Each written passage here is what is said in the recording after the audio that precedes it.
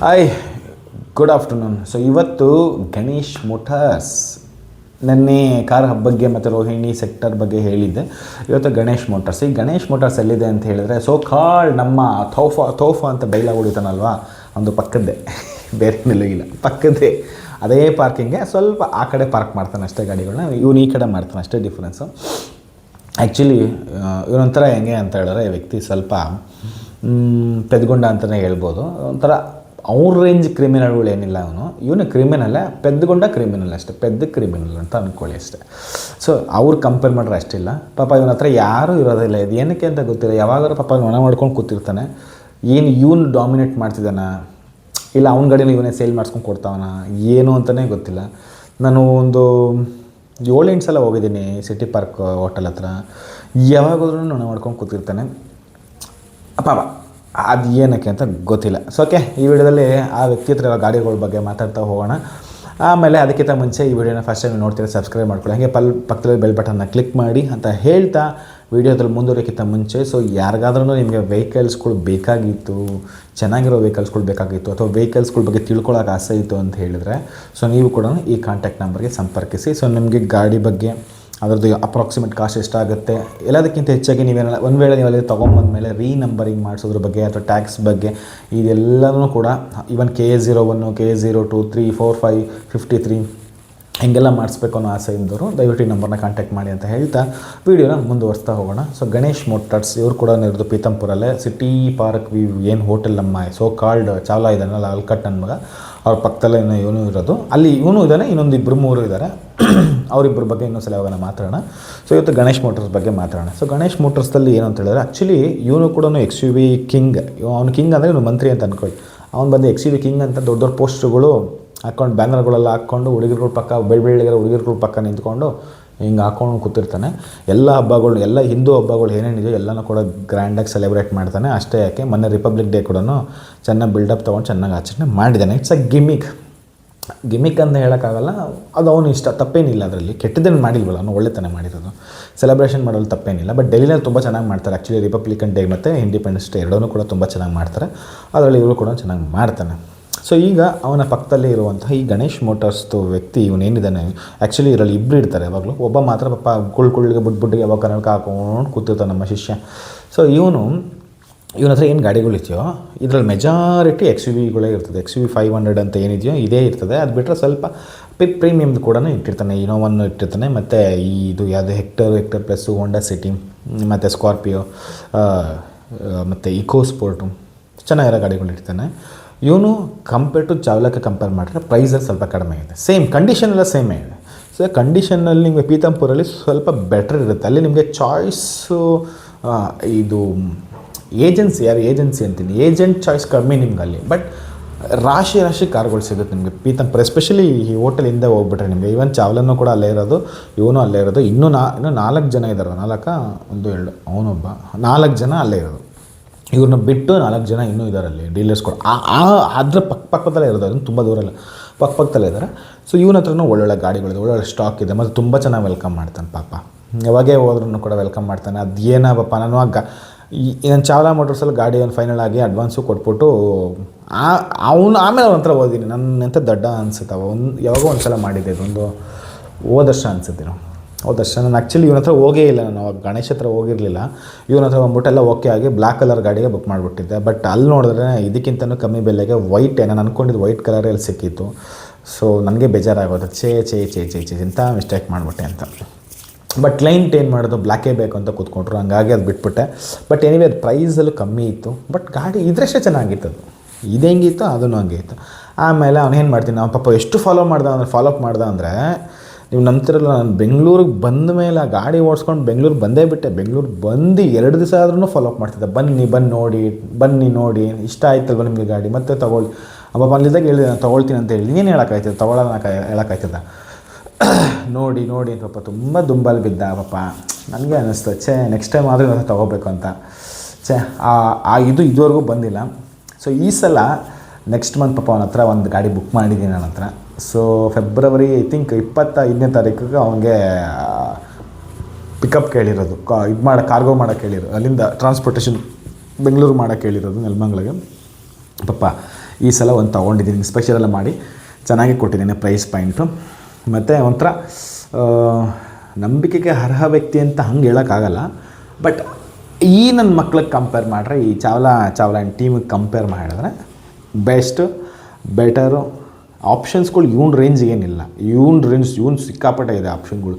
ಸುಮಾರು ಒಂದು ಏನಿಲ್ಲ ಅಂದರೂ ಒಂದು ಯಾವಾಗೇ ಹೋದರೂ ಒಂದು 150 ಗಾಡಿ ಆದ್ರೂ ನಿಂತಿರ್ತದೆ ನನ್ನ ಹತ್ರ ಚಾವ್ಲಾ ಹತ್ರ. 100-150 ಗಾಡಿ ಪಕ್ಕ ಇರ್ತದೆ ಒಂದು ವೆಹಿಕಲ್ ನೀವು ತೊಗೊಂಡ್ರೆ. ಬಟ್ ನಂತರ ಇದೆಲ್ಲ ಸಿಗಲ್ಲ. ಟೊಯೋಟಾ ಕಮ್ಮಿ ಆಪ್ಷನ್ಸ್ ಇದೆ ಚಾವ್ಲಾ ಹತ್ರ. ಟೊಯೋಟಾನೇ ಆಲ್ಮೋಸ್ಟ್ ಒಂಥರ ಬರೋದೇ ಕಡಿಮೆ. ಜಾಸ್ತಿ ಈ ದೊಡ್ಡ ವೆಹಿಕಲ್ಗಳು ಬರ್ತದೆ, ಸೋಡಾ, ಆಮೇಲೆ XUV, ಸ್ಕಾರ್ಪಿಯೋ, ಈ ಥರ ಗಾಡಿಗಳು, ರೇರ್ ವೀಲ್ ಡ್ರೈವ್ಗಳು ಜಾಸ್ತಿ ಬರ್ತದೆ ನಂತರ. ಆಮೇಲೆ ಎಮ್ ಜಿ ಜಾಸ್ತಿ ಬರ್ತದೆ ನಂತರ, ಈ ಥರ ಬರ್ತದೆ. ಈ ಟೊಯೋಟಾ ಜಾಸ್ತಿ ನಂತರ ಅಷ್ಟು ಬರೋಲ್ಲ ನಂತರ. ನಾನು ಯಾವಾಗ ನೋಡ್ರು ಟೊಯೋಟಾ 1-2 ಏನೋ ಇಟ್ಕೊಂಡು ಕೂತಿರ್ತಾನೆ. ಅದು ಕೂಡ ಹಳೇದು, ಯಾವುದೋ 15 ಮಾಡಲ್ಲ, 16 ಮಾಡಲ್ಲ, ಫಸ್ಟ್ ಬ್ಯಾಚ್ ಕ್ರಿಸ್ಟಾ ಇಟ್ಕೊಂಡು ಕೂತಿರ್ತಾನೆ ಅಷ್ಟೇ, ಆಪ್ಷನ್ಸ್ ಇಲ್ಲ. ಬಟ್ ಇವನ ಹತ್ರ ಆ್ಯಕ್ಚುಲಿ ಚೆನ್ನಾಗಿದೆ. ಸೊ ನೆಕ್ಸ್ಟ್ ಟೈಮ್ ಯಾರಾನ ನೀವು ಚಾವ್ಲಾ ಮೋಟರ್ಸ್ಗೆ ಏನಾದರೂ ಹೋದರೆ, ಇನ್ ಕೇಸ್ ಪಕ್ಕದಲ್ಲಿರುವಂಥ ಗಣೇಶ್ ಮೋಟಾರ್ಸ್ನ ಸ್ವಲ್ಪ ಮಾತಾಡಿಸಿ. ನಿಮ್ಗೆ ತೊಗೊಳ್ಳಿಲ್ಲ ಪರವಾಗಿಲ್ಲ, ಅಟ್ಲೀಸ್ಟ್ ಮಾತಾಡಿಸಿ. ಅವನು ಕೂಡ ತುಂಬ ಚೆನ್ನಾಗಿ ಕ್ಯಾಟಲಾಗ್ ಮೇಂಟೈನ್ ಮಾಡಿದ್ದಾನೆ. ಮತ್ತು ನಿಮ್ಗೆ ಚೆನ್ನಾಗಿ ಇದು ಮಾತಾಡ್ತಾನೆ. ಅವನಿಗೂ ಗೊತ್ತು ಈ ನನ್ನ ಮಕ್ಕಳು ಬಂದವರೆಲ್ಲ ಇವರೇ ಕರ್ಕೊಂಡು ಹೋಗ್ತಿದ್ದಾರೆ, ನನಗೂ ಅಟ್ಲೀಸ್ಟ್ ಮಾತಾಡ್ಸೋಣ ಅಂದ್ಬಿಟ್ಟು ಮಾತಾಡ್ಸ್ತಾರೆ. ನನಗೆ ಗೊತ್ತಿರೋ ಪ್ರಕಾರ, ನನಗೆ ಅನಿಸಿರೋ ಪ್ರಕಾರ ಈಸ್ ಬೆಟರ್ ದೆನ್ ಈ ನನ್ನ ಮಕ್ಕಳಿಗೆ ಕಂಪೇರ್ ಮಾಡಿದ್ರೆ ಇವ್ರು ಬೆಟರ್ ಅಂತ ನನಗನ್ಸುತ್ತೆ. ನನಗೆ ಆಗಿದ್ದು ಎಕ್ಸ್ಪೀರಿಯನ್ಸ್ ಮಾಡಿ ನಿಮ್ಮೆಲ್ಲ ಶೇರ್ ಮಾಡೋಕ್ಕಾಗೋದು. ಬಟ್ ನಿಮಗೆ ಡಿಪೆಂಡ್ಸ್ ಆನ್ ನೀವು ಹೋಗಿದ್ದ ಟೈಮು, ನೀವು ಹೋಗಿದ್ದ ಗಾಡಿಗಳು, ಮೇ ಬಿ ಅದ್ರ ಮೇಲೆ ಡಿಪೆಂಡ್ಸ್ ಆಗಿರುತ್ತೆ. ಬಟ್ ನನಗೆ ಅನ್ಸುತ್ತೆ ಬೆಟರ್ ಅಂತ ಅನಿಸುತ್ತೆ ಗಣೇಶ್ ಮೋಟರ್ಸ್. ಪೀತಾಂಪುರಲ್ಲಿ ನೀವು ಗಣೇಶ್ ಮೋಟರ್ಸ್ನ ಒಂದು ಸಲ ಕಾಂಟ್ಯಾಕ್ಟ್ ಮಾಡಿ, ನಿಮ್ಗೆ ಏನಾರ ಚೆನ್ನಾಗಿತ್ತು ಅಂತ ಅನಿಸಿ, ನಾನು ದಯವಿಟ್ಟು ಆಮೇಲೆ ಪ್ರಮೋಟ್ ಮಾಡೋಕ್ಕೆ ನಾನು ದುಡ್ಡು ಇಸ್ಕೊಂಡಿಲ್ಲ ಬೈದವೆ. ಬಟ್ ನನಗೆ ಅವನು ಫೀಲ್ ಗುಡ್ ಅಂತ ಅನ್ನಿಸ್ತು. ಅವನ ಹತ್ರ ಇದ್ದಿದ್ದು ಎಕ್ಸ್ಪೀರಿಯನ್ಸ್ ನನಗೆ ಫೀಲ್ ಗುಡ್ ಅಂತ ಅನ್ನಿಸ್ತು. ಕೂರಿಸ್ತಾ, ಚೆನ್ನಾಗಿ ಮಾತಾಡಿಸ್ತಾ, ನಿಮಗೆ ಎಷ್ಟು ಬೇಕಾದ್ರೂ ಟ್ರಯಲ್ ಮಾಡಿ ಅಂದ. ಅಲ್ಲಿ ಚೆನ್ನಾಗಿ ಟ್ರಯಲ್ ಮಾಡೋ ಜಾಗ ಇಲ್ಲ ಅಲ್ಲಿ ಪೀತಾಂಪುರ ಹತ್ರ. ಸುಮ್ಮನೆ ಹಿಂಗೆ ಹೋಗಿ ಅಲ್ಲೂ ಗ್ರೌಂಡ್ ಇದೆ. ಆ್ಯಕ್ಚುಲಿ ಗ್ರೌಂಡ್ ಏನಲ್ಲ ಅದು, ಆ್ಯಕ್ಚುಲಿ ಅದೇ ಜಾಗ. ಇವ್ನು ನೋಡೋ ಟ್ರಯಲ್ಲು ಅದೆಲ್ಲ ನೋಡಬೇಕು, ಅವ್ನು ಟ್ರಯಲ್ ನೋಡ್ರು ಅದೇ ಜಾಗದಲ್ಲೇ ನೋಡಬೇಕು. ಇಷ್ಟೇ ಯಾವುದೋ ಹಳೆ ಬಿಲ್ಡಿಂಗ್ಗಳು ಹೊಡೆದಾಕ ಜಾಗದಲ್ಲೆಲ್ಲ ನೋಡ್ಕೊಂಬರ್ಬೇಕು.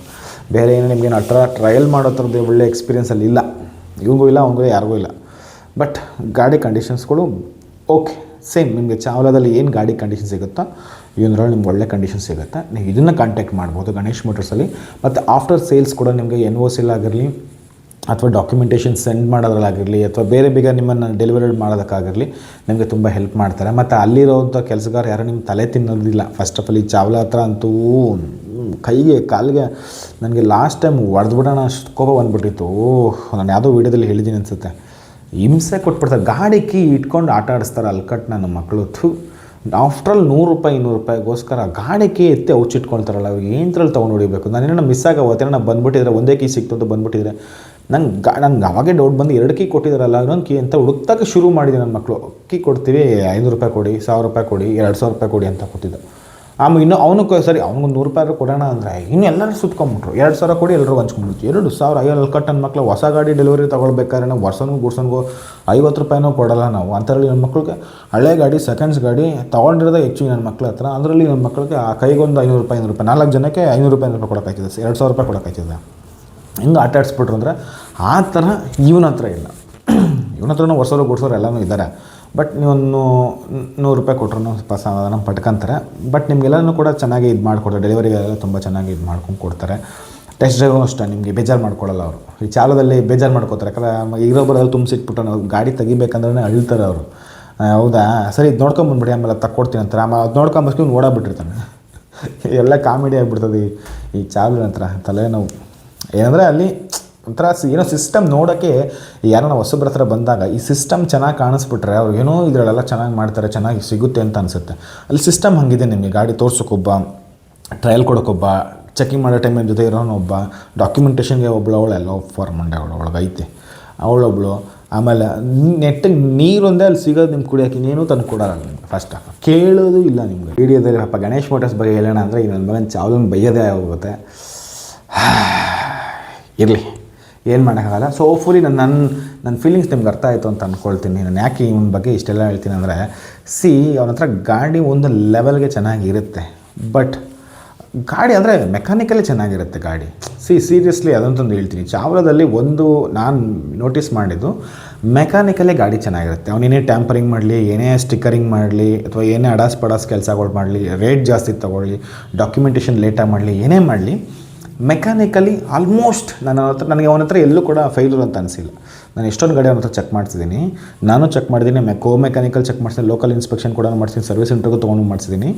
ಆಲ್ಮೋಸ್ಟ್ ಮೆಕ್ಯಾನಿಕಲಿ ಗಾಡಿ ಇಂಜಿನ್ ಆಗಿರಲಿ ಅಥವಾ ಆಕ್ಸಿಡೆಂಟ್ ಆಗಿರಲಿ, ಇದೆಲ್ಲನೂ ಕೂಡ ಒಂಥರ ಒಂದು ಲೆವೆಲ್ಗೆ ಗುಡ್ ಅಂತಲೇ ಹೇಳ್ಬೋದು. ಬಟ್ ಅವ್ನ ಪ್ರೈಸ್ ಸ್ವಲ್ಪ ಜಾಸ್ತಿನೇ ಇಟ್ಟಿರ್ತಾನಲ್ಲ ಕಟ್ ನನ್ನ ಮಗ, ಇದೊಂದು ಪ್ರಾಬ್ಲಮ್. ಸೊ ಹಂಗಾಗಿ ನಾನೇನು ಹೇಳ್ತೀನಿ ಅಂತ ಹೇಳಿದ್ರೆ, ಚಾವ್ಲಾನ ಹತ್ರ ಹೋಗೋಕ್ಕಿಂತ ಮುಂಚೆ ನೀವು ಗಣೇಶ್ ಮೋಟರ್ಸ್ಗೆ ಹೋಗಿ ಚೆಕ್ ಮಾಡಿ, ಟ್ರಯಲ್ ಮಾಡಿ, ಫೈನಲ್ ಪ್ರೈಸ್ ಮಾಡಿ. ಅವನು ಕೂಡ ನೆಗೋಷಿಯೇಟ್ ಮಾಡ್ತಾನೆ, ಮತ್ತು ಅವನ ಹತ್ರನೇ ಮಾತಾಡಿ ಟ್ರಾನ್ಸ್ಪೋರ್ಟೇಷನ್ ಕೂಡ ಅವನೇ ಅರೇಂಜ್ ಮಾಡ್ತಾನೆ. ಆ್ಯಕ್ಚುಲಿ ಒಂದು ಚಿಕ್ಕ ಗಾಡಿ ಆದರೆ ಒಂದು 15,000-18,000ಕ್ಕೆ ಮಾತಾಡಿ, ದೊಡ್ಡ ಗಾಡಿ ಆದರೆ ಒಂದು 19,000, ಅದಕ್ಕಿಂತ ಕಮ್ಮಿ ಕೊಡಲ್ಲ, ಬಟ್ 18,000ಕ್ಕೆ ಮಾತಾಡಿ ನೋಡಿ ಕೊಟ್ಟರೆ ಸಂತೋಷ. ಮರ್ಸಿಡೀಸ್ ಬೆನ್ಸು ಈ ಥರದವನ ಹತ್ರ ಸಿಗಲ್ಲ ಆ್ಯಕ್ಚುಲಿ. ಆ ಥರದ್ದೆಲ್ಲ ಆದರೆ ಇವ್ರ ಹತ್ರ ಅವಾಯ್ಡ್ ಮಾಡಿ ಫಸ್ಟ್ ಆಫ್ ಆಲ್. ಅದಕ್ಕೆ ನೀವು ರೋಹಿಣಿಗೆ ಹೊರಟೋಗ್ಬಿಡಿ. ರೋಹಿಣಿಯಲ್ಲಿ ಆ್ಯಕ್ಚುಲಿ ಚೆನ್ನಾಗಿ ಸಿಗುತ್ತೆ ನಿಮಗೆ.